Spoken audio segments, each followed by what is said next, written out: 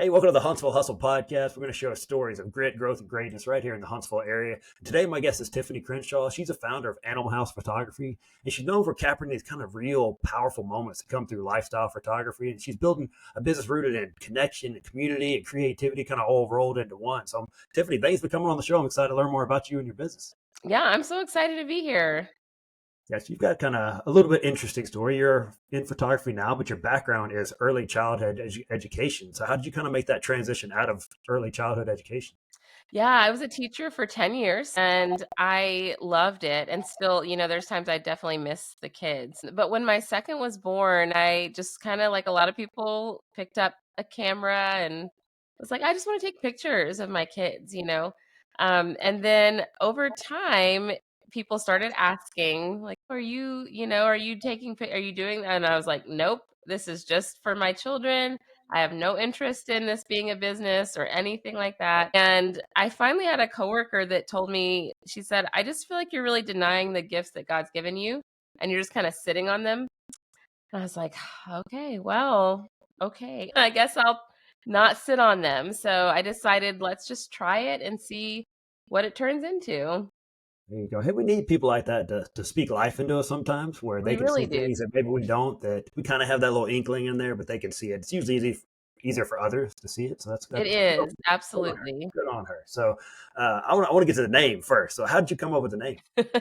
Yeah, I actually just had a potential client ask me that yesterday. And I always get happy when people ask because a lot of times they don't ask.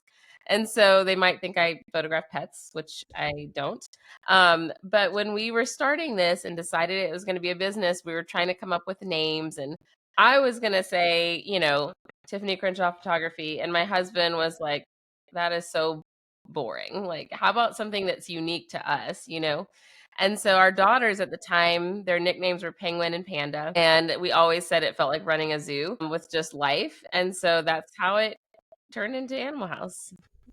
There you go. I like a backstory. So it involves your kids too. So that's a cool story to tell your kids growing up about that. That you guys were so wild. I named an Yes. animal.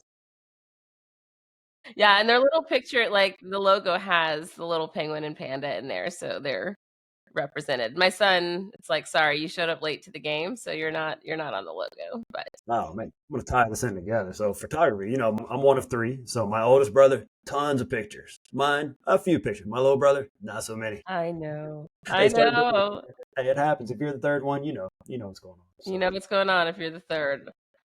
all right, so you moved in 2020 to Huntsville. There's something going on. I think it's a pandemic or something like that. Probably not the best time to come into a new city and start a new business. So how did you navigate that challenge? Yeah, it was probably the worst time to move and start a business. So when we moved, we didn't know it was a terrible time because we moved March 1st of Oh wow. 2020. So we were excited and we're like, this is going to be great, new adventures. And then I think it was 16 days in when everything shut down. And my husband is actually, well, at the time he was an ICU nurse. So it was really a hard family transition between him being in a very scary situation, having so many COVID patients all the time, and like me being at home with kids in a place we didn't know. It was definitely a challenge. Yeah, I can't imagine. That's a lot all at once right there. So you kind of made it through, and you're doing different things. So kind of explain how Animal House is different from typical photography business, even here in the Huntsville area. Yeah, yeah. So we made it through. And I will say a lot of that had to do with just being creative. When we were locked inside, finding ways to still have that human connection. And that's really the heartbeat of my business is connection. So it's woven throughout all of my copy, my website, my socials, my face-to-face interactions, the images themselves. Like there's a very strong thread of connection in there. So even when we were locked away, I was making videos for moms on how to photograph your kids at home, like during that pandemic time, and starting Zoom conversations with potential clients or doulas and different people that have the same type of clientele that I had. So when the doors opened and we were able to get out, I was already ready to go and I already had that like network base built up. And so I would say, in terms of uniqueness, the emphasis on that face to face, like one on one connection is something that definitely sets my photography business apart, because people know when they come to hire me that I'm not just like showing up to take pictures. They don't come to me just to get a couple of good photos. They're coming to me to have an experience that reconnects their family and kind of freezes that season of life and time for them.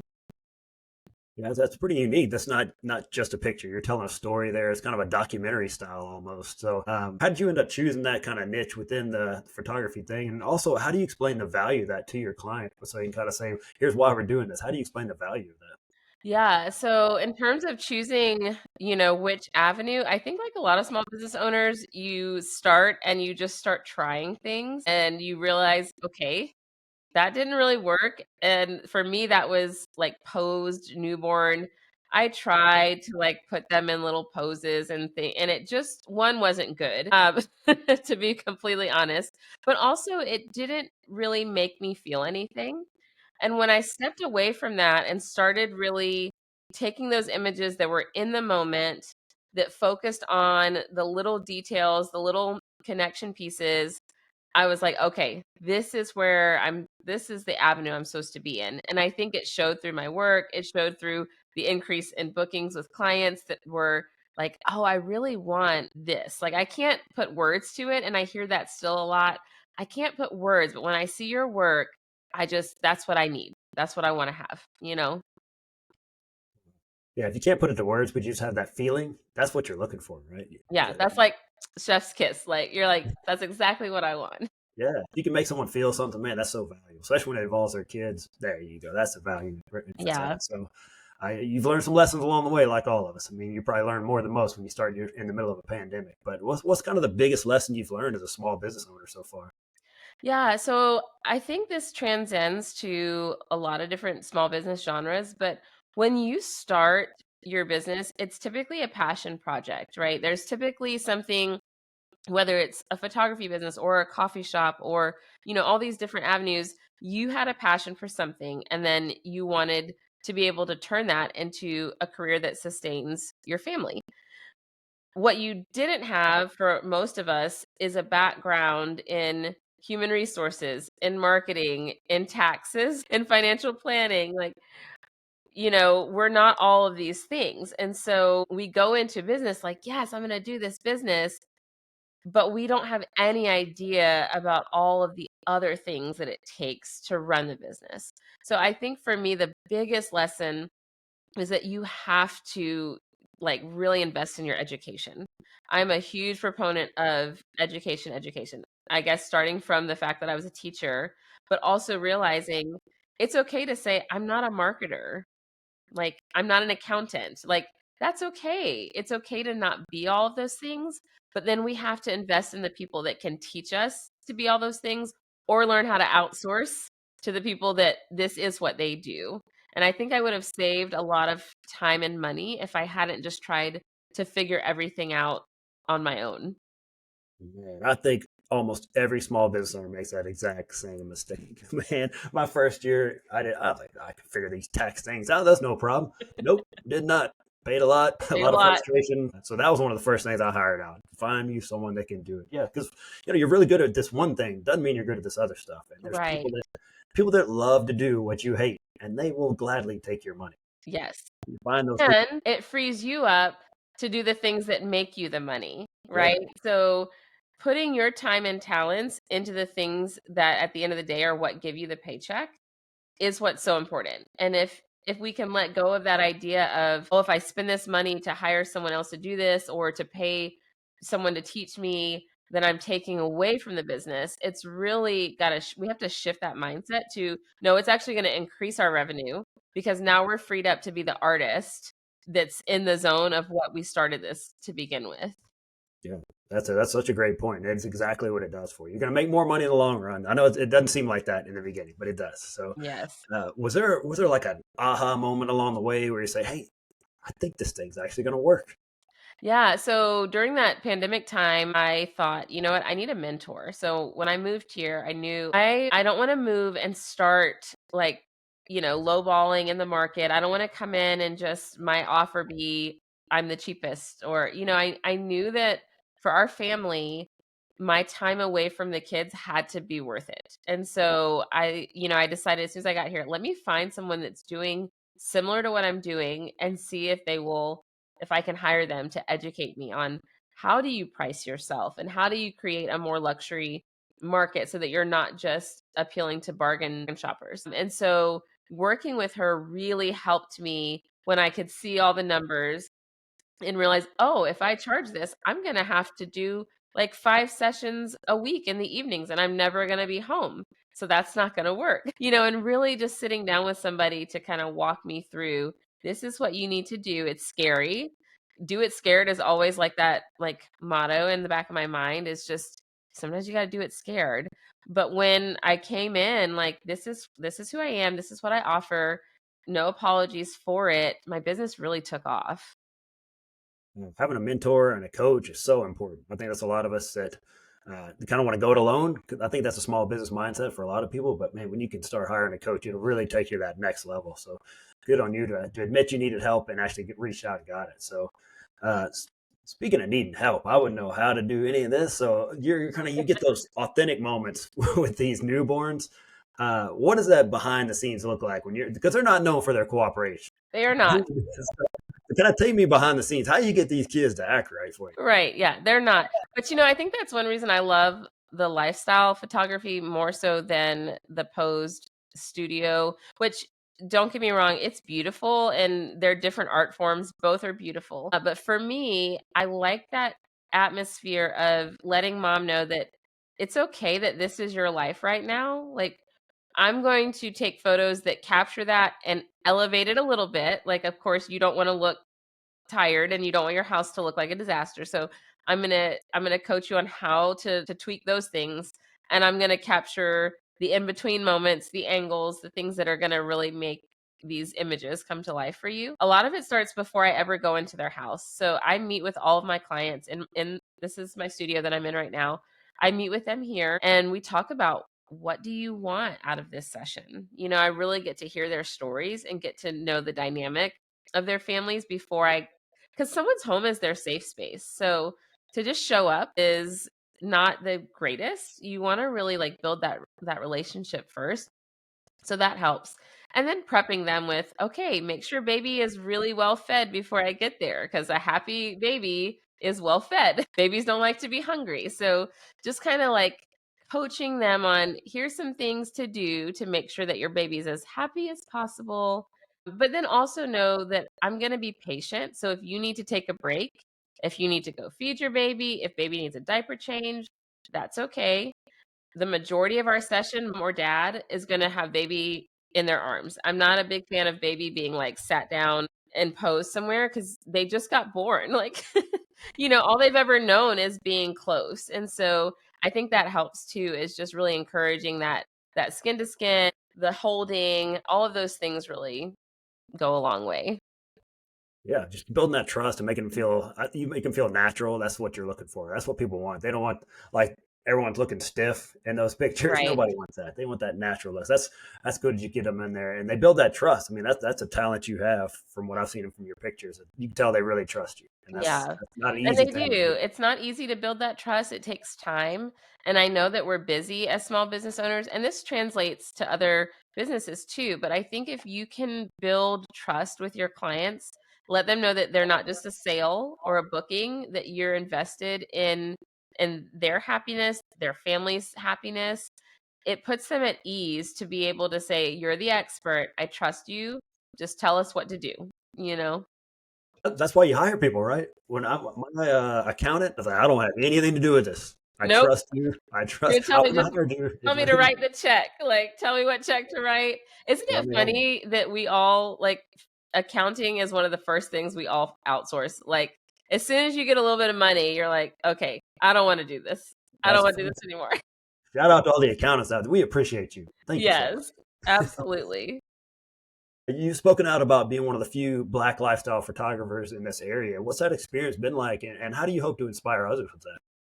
Yeah, so it's been a great experience. And I feel like over the last couple of years, I've really been able to travel and speak a good bit about diversifying lifestyle photography, one from the like photographer perspective, but also from our clientele, because clients want to work with people that they trust. Again, that trust factor, that they trust, understand them, that they're safe with you, and that you know, like for photography, they want to know, can you edit for my family? And so when a client's coming to you and they don't see anyone that looks like you, it could be your race, it could be disability. There's so many different things when it comes to diversity, right? But if they don't see people that look like them, then they're not really going to trust that you can help them. So for me, it's really important that all clients in Huntsville know that you're safe with me and that I'm going to be able to capture your family the way that you want your family captured. And I hope that we see more. Honestly, I talk about this a lot when it comes to why there's not as many Black lifestyle photographers. Um, in general, in the Black community, when you start thinking of photography, studio and lights is what kind of comes to mind, and that's just, I think, cultural.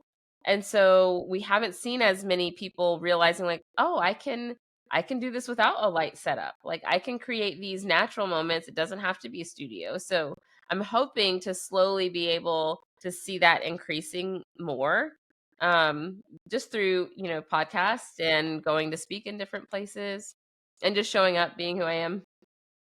Well, there you go. Maybe I'll start like a gender specific photography business. I think what do you think? Is anyone doing out there in the world right now? Maybe I'll I don't start. think so. I haven't heard. We don't need light, sunlight. We need to stay away from the sun.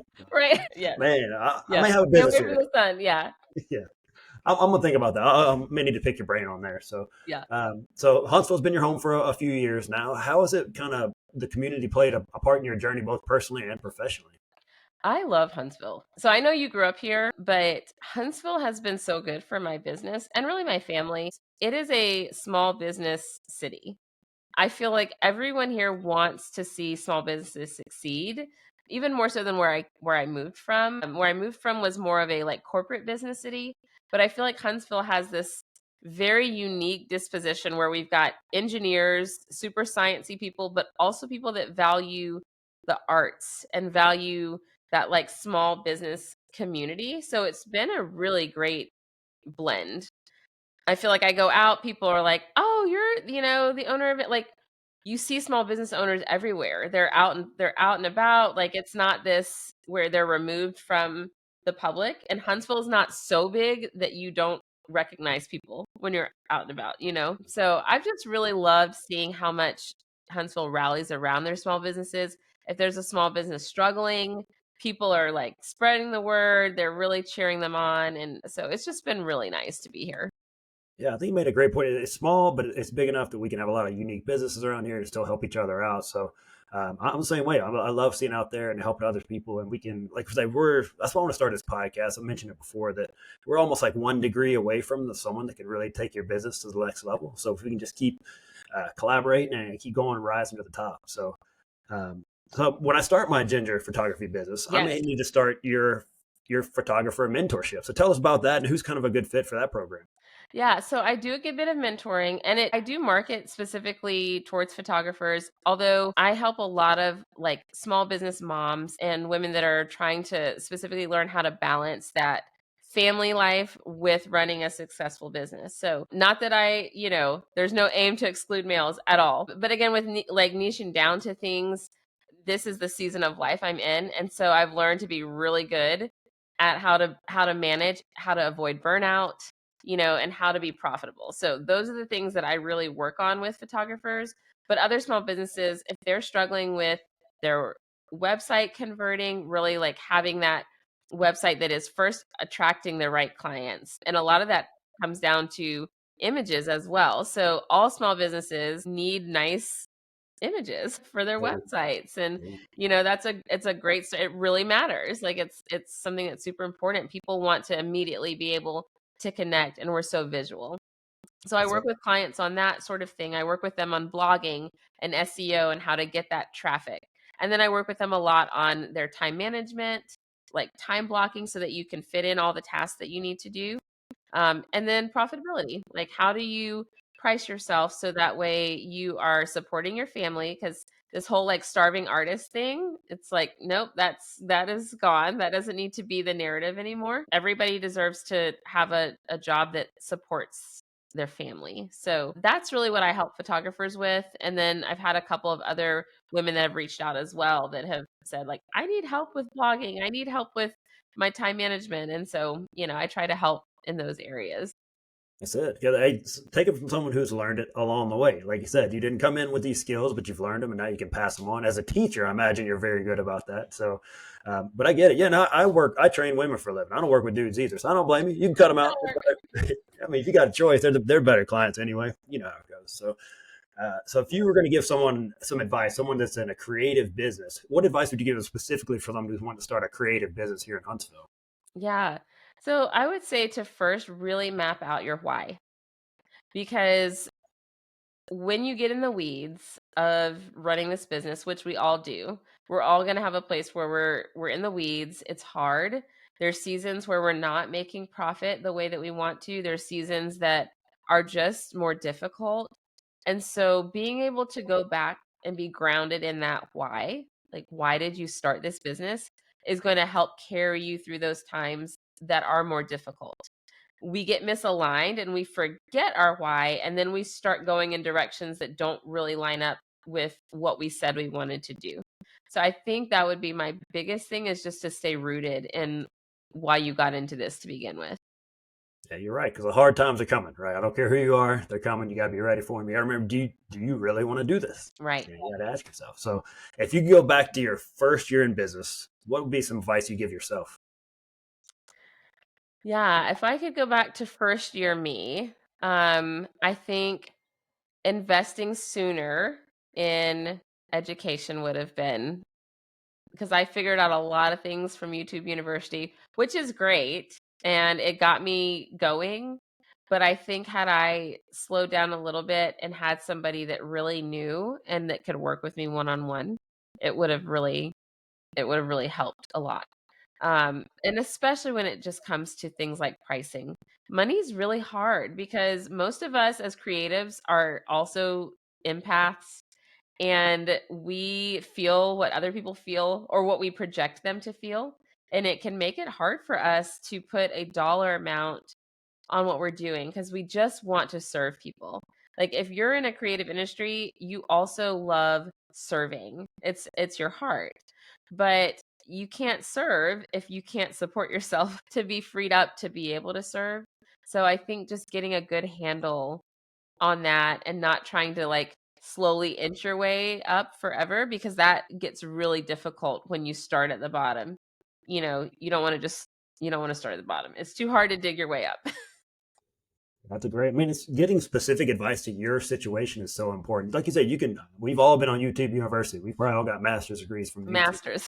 But man, when you can niche it down, I'm not comfortable saying niche. By the way, I'm from Alabama. You know, I say I niche. actually don't know the exact pronunciation of that word. I feel like on any given conversation, you're going to hear it three different ways. So I feel like I should put my pinky out if I say niche, if so you I say can't. niche, yeah. Yeah, so I can't pull it off. But yeah, if you can find someone that fits to your specific area, it's so much more important, and it's going to get you further out. Like you said, you'll dig out much quicker. But I mean, you've had a lot of success. You've had some cool opportunities in your life. But what does success look like for you right now? So honestly, for us, I say us because I include my husband, because really this business it's a family. It's a family affair. We just want happy, healthy kids. That's like, and it's funny when I was telling you about remembering your why. There are a lot of businesses that everyone's why is different, but it can be so easy to get sucked into other people's why and then feel less than and feel like my dreams are too small. It's for us, like I'm not trying to build an empire or a seven-figure business even. Maybe there's seasons in life where those are our goals, but for us, we just want our kids to be emotionally, spiritually, physically healthy and happy. And so having a business that allows me to be creative, to use my skills, but then also that allows me the time at home to raise our children, to homeschool them, that's what we want right now. So, you know, we need finances to do that, but the goal is that they're well taken care of so that they also can take care of others. The world is not a very kind place. So if we can raise kind children that become kind adults, I feel like, all right, we've done good. We've done good.